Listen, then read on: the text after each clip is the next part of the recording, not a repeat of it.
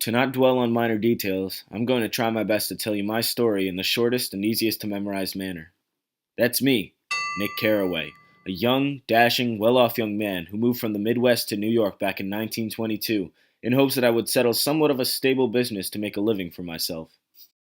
Now, a major aspect of my story revolves around the separation of wealth and class in New York. On the West Egg, where I lived, was new money, young money, money so new that you can't just wipe the dirt off of it yet. Unfashionable, yes, some may call us, but we knew that the rest of New York would never understand how hard we worked to get there. To the east was old money, untraceable money, the kind of money you get from your Uncle Jeff who was loaded, and you were the only nephew to get a slice of that sweet, sweet money pie. You went to Yale. Your sister probably went to Yale. Your horse probably went to Yale just because you could afford it. That was old money, and that was the East Egg. I lived next door to a fellow East Egger named Gatsby, who threw extravagant parties, and I was intrigued, but not being the type of man to intrude without discourse, I decided to lay it to rest. That is, until I received an invitation to one of these parties and decided to check it out.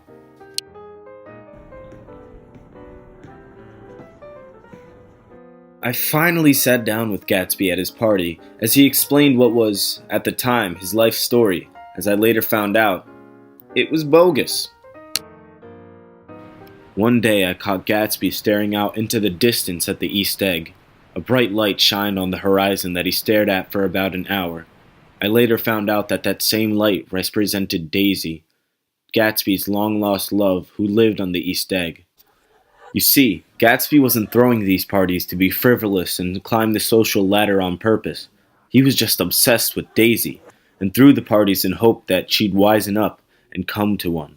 My friendship with Gatsby grew, and I took up an interest in Gatsby and Daisy's relationship thriving, so I set up a tea party for them. All went well, and they started up right where they left off years ago in their love. Daisy, though, was married to Tom Buchanan, and he got suddenly suspicious of Gatsby and Daisy. Dude, I don't care. All of this hostility culminated at a dinner with me, Gatsby, Daisy, and Tom, which eventually ended in a huge conflict where Daisy drove Gatsby home, accidentally hitting a man named George's wife on the way.